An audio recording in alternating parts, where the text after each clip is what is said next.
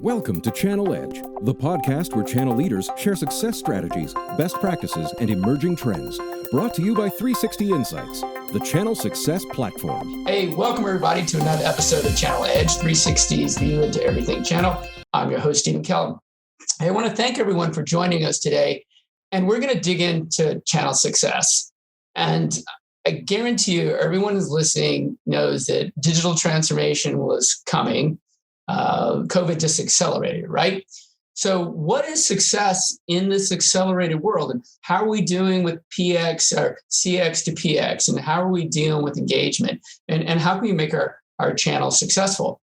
There's so many things that are going on that we can do with our partners, our dealers, our agents, whatever the channel may be, to make them successful. And one of the people who I think has a great seat at it is Paul Spencer. And Paul Spencer is the director of channel sales at T-Mobile. Welcome, Paul. Thanks, Steve. Thanks for having me. And I've seen you on the podcast, and I was intrigued. One, I thought you were very authentic about what you said about your channel, and you had a real belief in it. Two, you got me thinking about data and mobility. So I was at a cocktail party this week, and I will share openly, I was at a cocktail party. It was socially distanced. We've all been vaccinated, but I was at a cocktail party, just in case anybody's wondering if I'm like breaking any California rules, right? And I was talking to one person who's going to get a heart monitoring loop.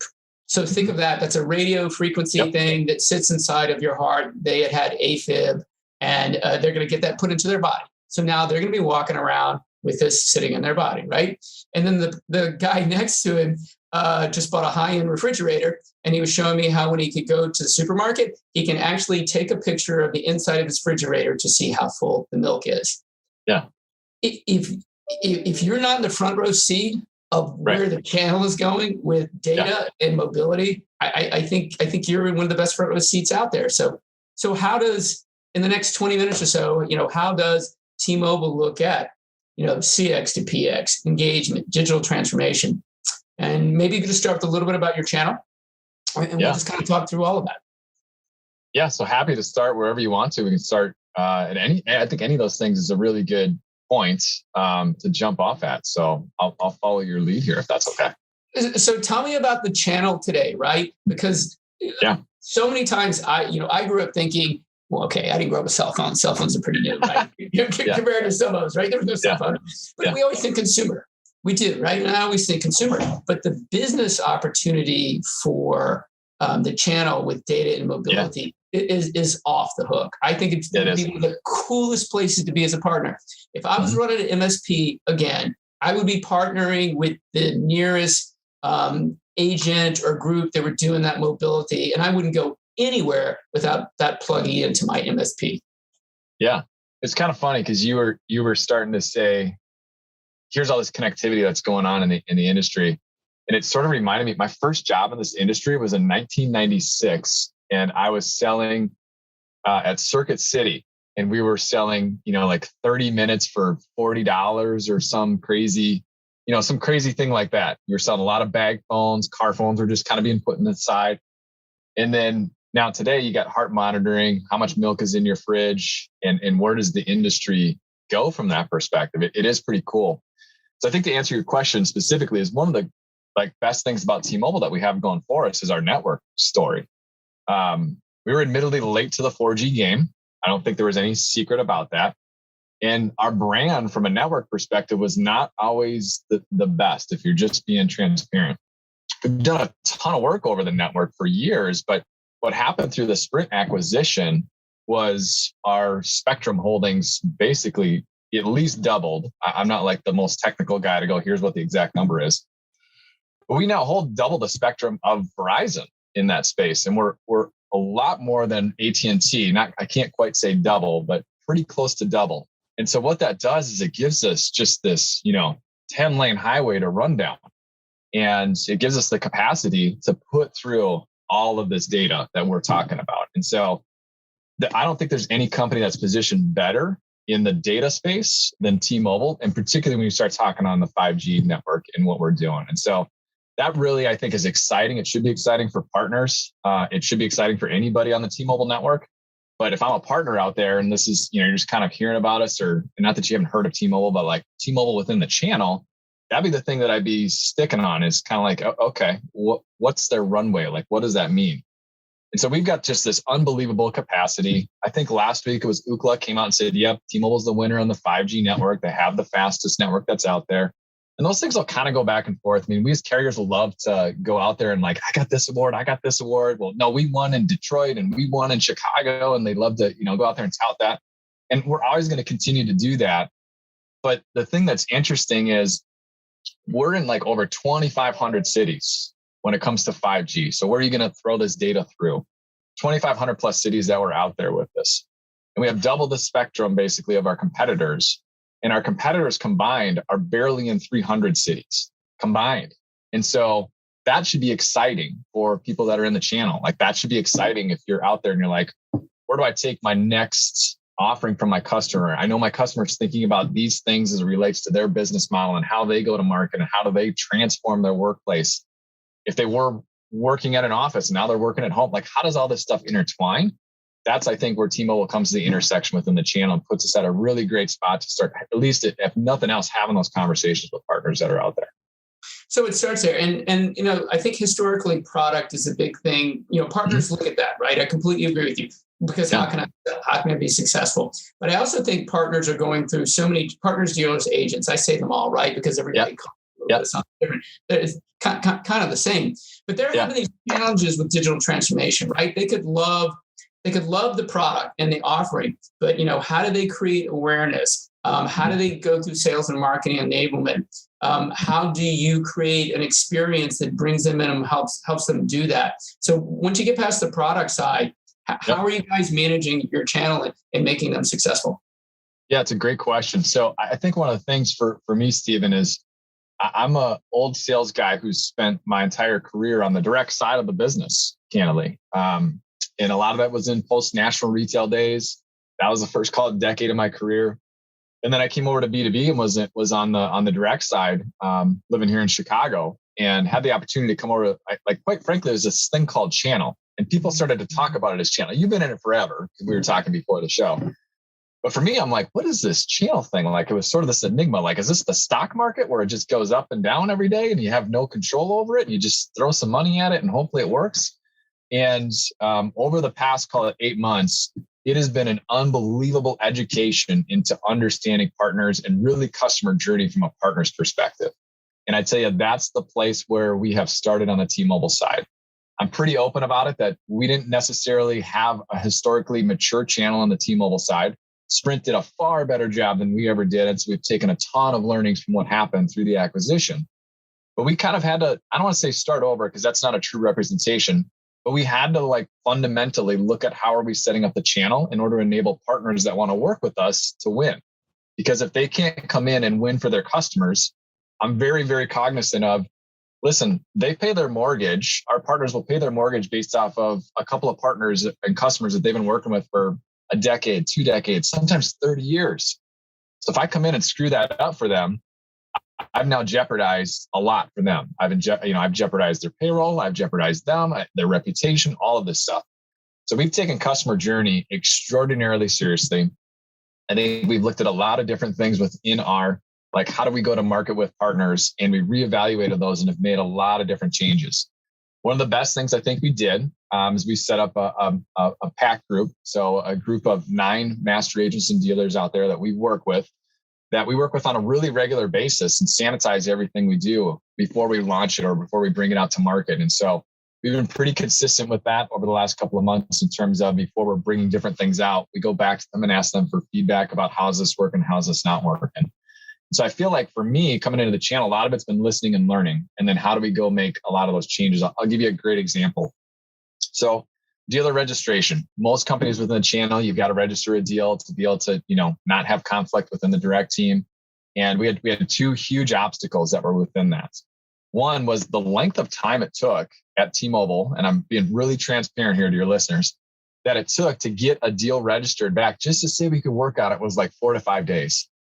I don't know about you. I ain't waiting in line for 4 to 5 days to be able to make a change there. The second biggest thing was we didn't have parity with offers that our direct sales team could offer. So in other words, if I went and bid on a deal, I would get outbid by our direct team. Well, that doesn't feel very great. That doesn't feel like you guys really want to win with us. That feels like you kind of want to keep us at arm's distance. And so two of the biggest things that we did really quickly here in the fourth quarter and again in first quarter is I stood up a team kind of behind the scenes to be able to work on deal registration. And I won't tell you what it is, but I'll give you kind of a hint. But every morning I get a report that's down to the minute of how many deals we had registered and what was our length of time. And I'll say down to the minute because that's really, really important because a lot of days there's only 2 numbers on there. But we're under 4 hours now. So we went from 4 or 5 days to under 4 hours in terms of getting back to our partners with deal registration. And a lot of times it's much quicker than that. The second big thing we did was offer parity. And so we're down to where there's one piece left, I would tell you, and I can't break the glass here and when it'll come out, but we have offer parity across all of our offers, except for literally one that was just a little bit longer. We kind of had to work through with our partner council and be able to make sure we got it right for the partner community, which I'm super confident we have. And so I look at just those things in terms of what a partner's been saying and how do we work together. And those are just like 2 quick examples of how we've enabled partners to be able to work with us closer and run faster with us. Okay, you've been in the channel about 8 months and you've already hit 2 of the huge things, deal registration and perhaps incentives around that, which is engagement and tiering. So welcome to the channel. You can okay. I was doing a channel chiefs meetup last year and the average tenure channel chief in that room, we met in Napa. It was great. We might have to invite you out to one, right? I'd love to cut. You can get me out to Napa real fast, Stephen. That's to Napa. We'll go to Duckhorn Winery. We'll sip some wine, and we'll have really smart people talk about it. The average tenure was probably 15 to 20 years in the channel. Yeah. And we ended up talking about tiering. Is that right? Is it not? How do you run a points-based system? How do we reward? And we ended up talking about engagement. And it started a lot with deal registration because there wasn't a single person in that room that had either all direct or all channel. Sorry. I mean, there was one that maybe had 75% channel and most of them were probably in that 40 to 60% range. And what you're talking about was huge. And deal registration is that kind of thing. I'm curious what sort of incentives you offer around that. But when I was an MSP, I can tell you deal registration was great from one of my vendors and it worked really, really well. And it also blew up in my face. I remember I was working with a very large carrier and a telco company. And I brought, for me, a $200,000 deal is an MSP was a pretty big deal. That's a pretty good size deal. To see that. Yeah, I got kicked out of that thing. I was first one in there, deal registration. My vendor brought it in. And then I think you've already named the company that came in behind it, right? And they kicked me out of the whole damn thing. They gave me like a couple $1,000 as a reward fee and told me to go away. So deal registration is the real deal. If it's run really well, it can be really effective. Yeah, I'm going to take it one step further on the deal reg thing. So one of the things that we did last year post-merger that Mike Katz, our EVP, did is he aligned all of sales under James Kirby. James is our SVP. And so James handles our direct side and our channel, which is super, super important because traditionally those are separate and they were separate for us post-merger. And James has been public. He's been in the media about it. He's talked to all of our partners about it, that you register a deal, we will not kick you out of it. So I think that's really important. Here's the second big thing. We have no locked accounts. So our competitors in this space will lock anywhere from the top 500 to 3,000 accounts. Meaning, doesn't matter, Steve. You could have brought me the best deal. Oh, I know what locked me. I know what locked me. I'm sorry. I like you. The Napa trip was great. I appreciate the cab, but I'm kicking you out of the deal. It's not happening. Yep. Yeah. No, I think that's a huge advantage if I'm listening to this and what, why I always think back, like, why T-Mobile? Like, why would I sell T-Mobile? And the first thing is network. And the second thing I'd be telling you is from a partner standpoint, we've got a huge appetite to be very, very customer centric. And for me, customer is partner first, and then our end customer is whoever's actually paying the bill for us. And so I think that's a huge advantage for us is having no unlocked accounts.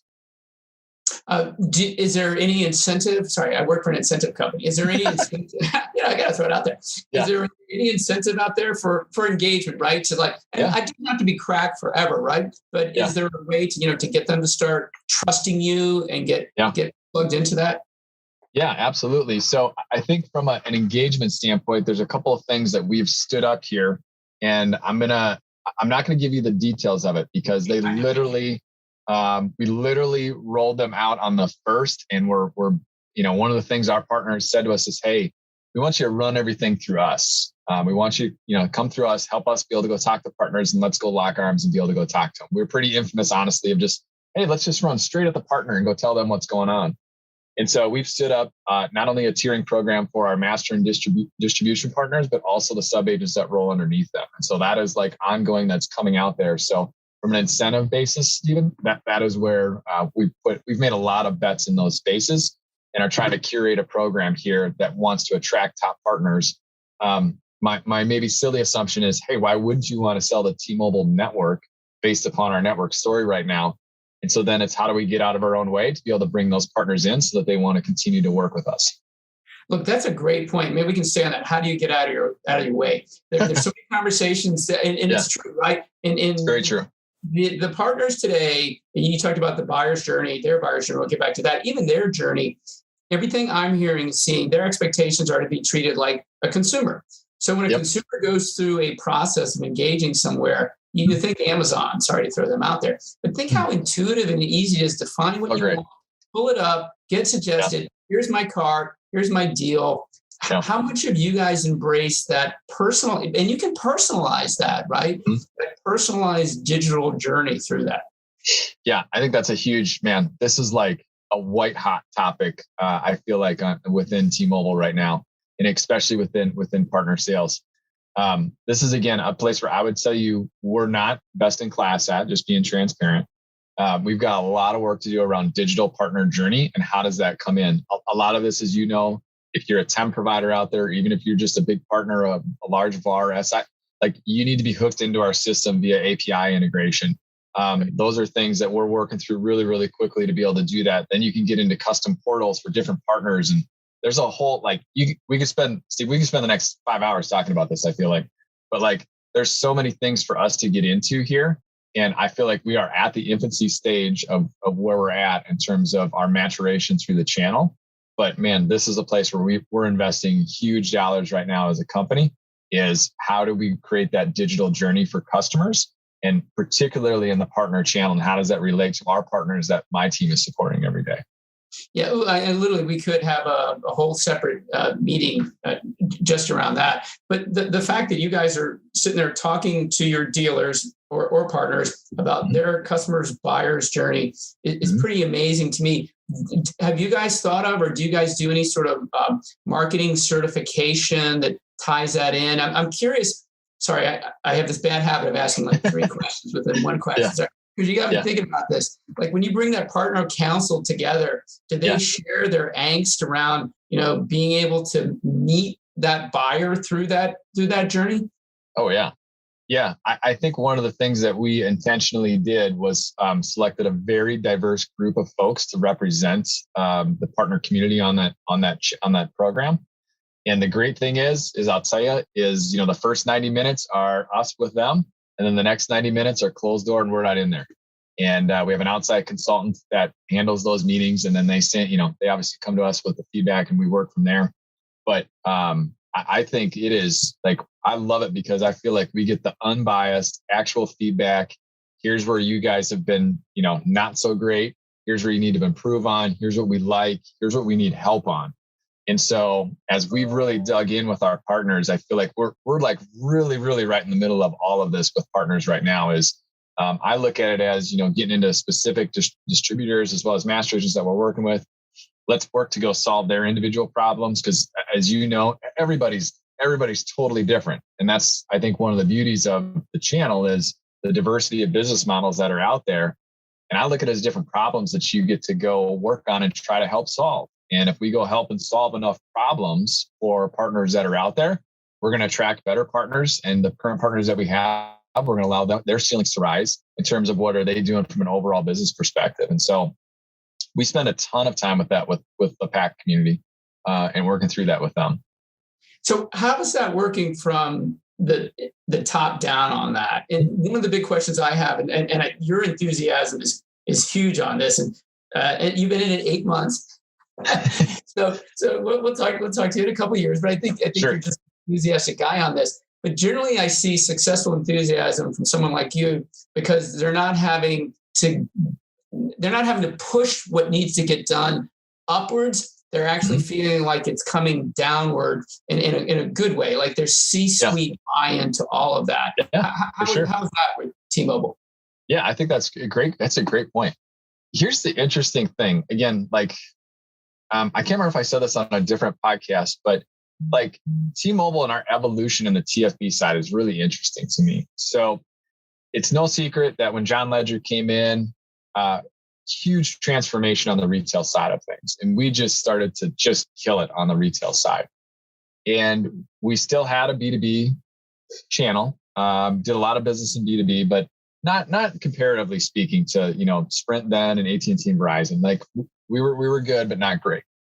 And about 5 years ago, we brought over Mike Katz from consumer marketing. So Mike Siebert, our current CEO, brought Katz over. Katz tells a funny story, by the way. He'll probably yell at me after this or he'll call me. But when Siebert called him and said, "Hey, I want you to go take over TFB, T-Mobile for Business," he goes, "Why are you mad at me? Like, what did I do wrong? I don't understand, because that wasn't the place where you went in T-Mobile to succeed. We're this big retail company. Like, that's where you go." And he said, no. We got to go start winning over here. So Katz every year has systematically built out this channel to where now TFB is like the place where you want to come within T-Mobile to be able to grow your career, but start growing with partners.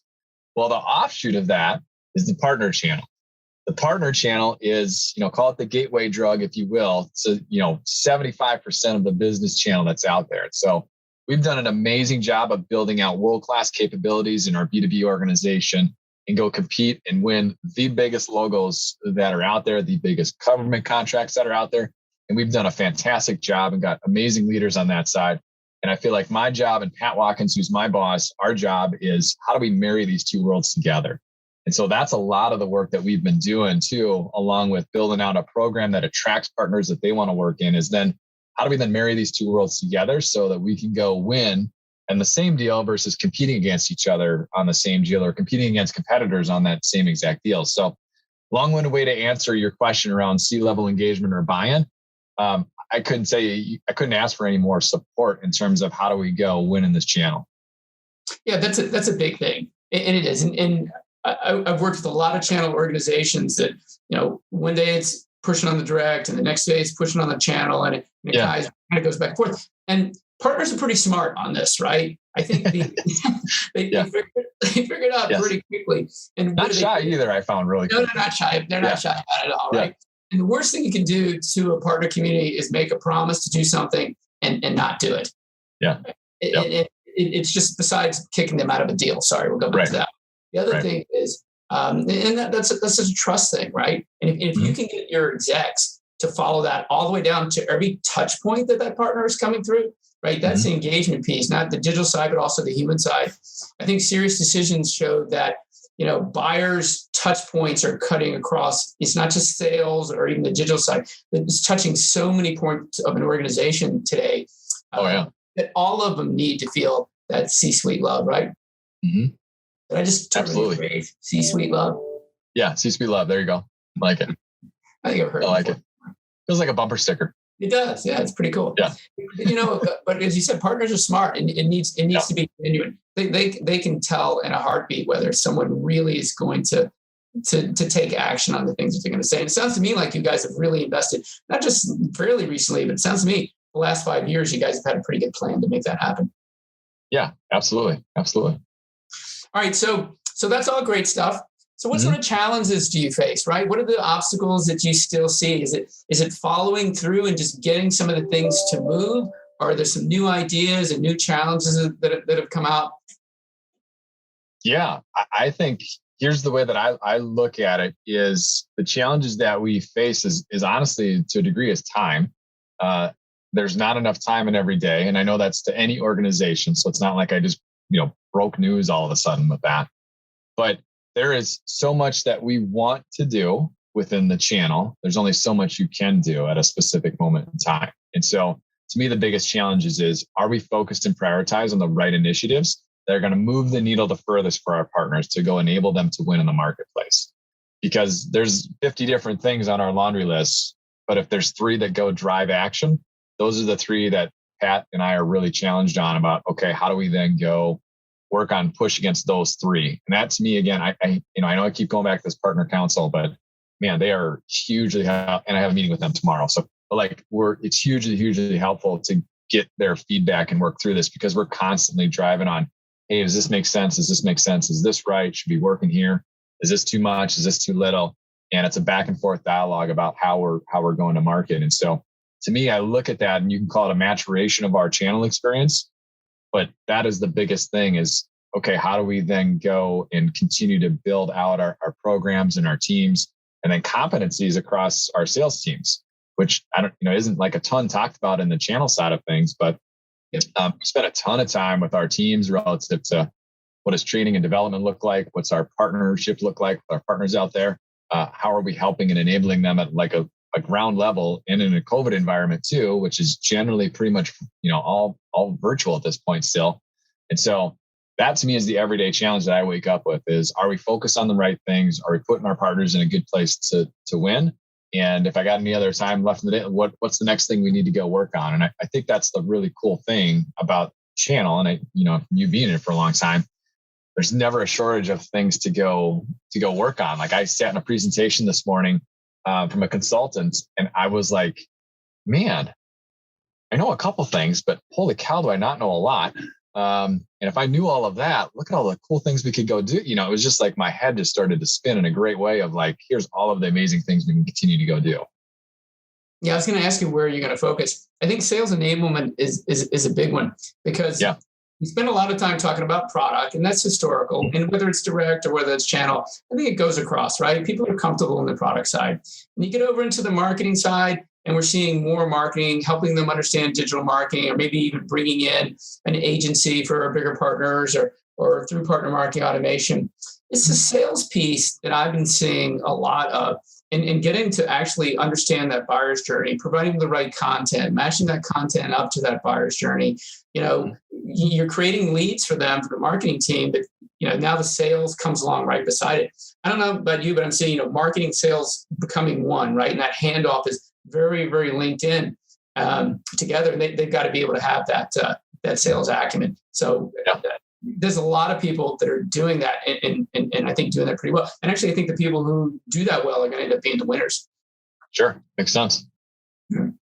All right, well, look, thank you for your time, Paul. I appreciate it. Thank you for joining us. So if someone wants to talk to you and they want to reach out to you, what's the best way for them to get in touch with you? Yeah, so a couple of good ways. LinkedIn's probably the easiest. It's just Paul Spencer. You'll find me pretty quick.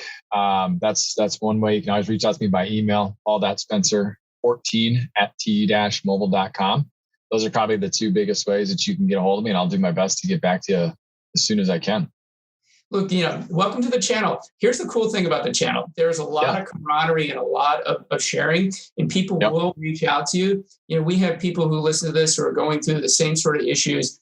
One of my biggest joys in life is getting people connected and helping them share ideas. And I do think it's really cool to see people from direct come into the channel and bring a fresh set of eyes. I think that's always a good thing for all of us to do that. So once again, welcome to the channel. I think I'll see you. I think I'll see you at a lot of industry events. I hope so. I keep hearing about these industry events. Like coming from national retail way back when, where, you're in the CES and Mobile World Congress every year. That's just kind of the natural rhythm you're in. And, there's been a couple of virtual channel partners and a missed CES. So it feels like missed opportunities, but certainly looking forward to getting there. No, so there's a great one. There's a great one that actually starts tomorrow. It's called Channel Focus North America.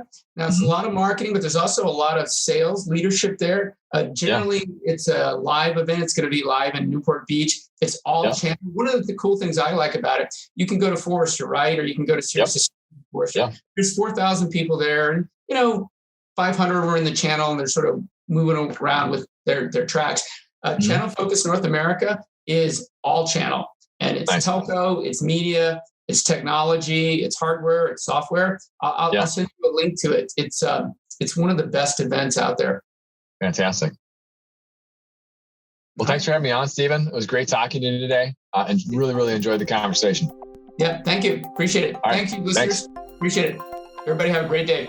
Thanks for listening to Channel Edge, brought to you by 360 Insights, the channel success platform. Subscribe now on iTunes, Stitcher Radio, and Google Play, and you'll always be the first to access new episodes where channel leaders share success strategies, best practices, and emerging trends. For bookings, feedback, questions, or comments, feel free to email us at channeledge@360insights.com.